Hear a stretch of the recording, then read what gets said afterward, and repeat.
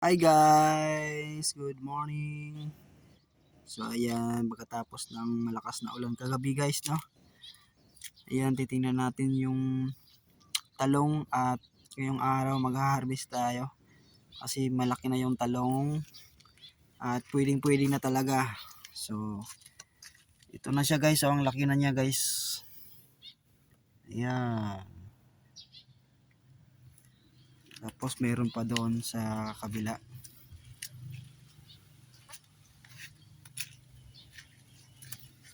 Ayan guys, oh. Ayan. Ayan, mag-harvest na tayo. Meron pa doon pero maliit pa. So, ayan guys. Harvest time.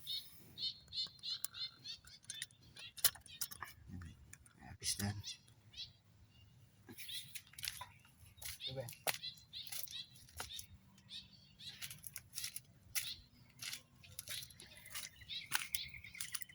Ayan guys. Ilalagay na natin.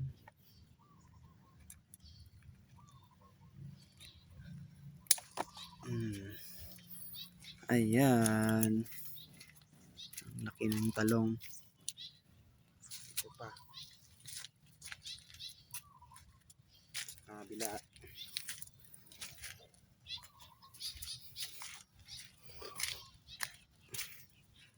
Yan sa kabila guys, oh.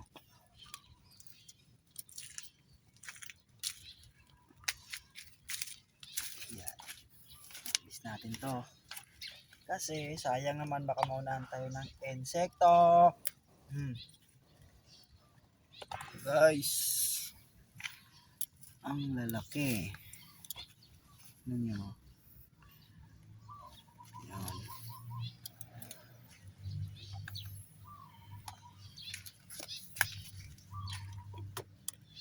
So, yung iba maliliit pa guys. Tapos dito sa kabila. Ito maliit pa eh. Hindi pa pwede. Yan, maliit pa. Ito parang kulubot ata. Ito maliit pa guys. Yan. So, yan yung talong ko guys. Ang tataba nila. So, yung iba hindi pa nagkabunga ano.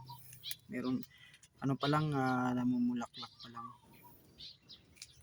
So, ayan. Tapos nga dito pala sa kabila, okra dito. May bunga ng okra. So, pwede na to i-harvest guys, oh. Ito pwede na to. Tapos may ano pa ako dito. May bunga dito guys pero yan maliit pa.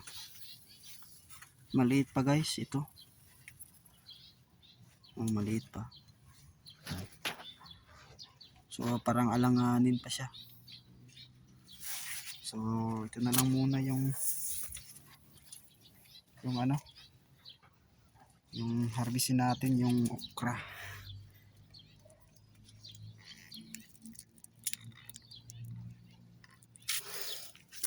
Ito balang sa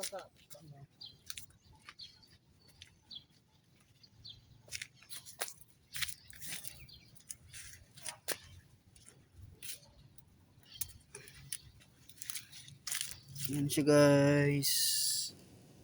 Yan yung okra.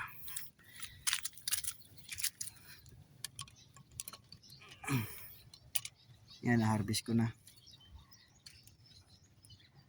Ito, maliit pa. Ito may bulaklak na guys, oh.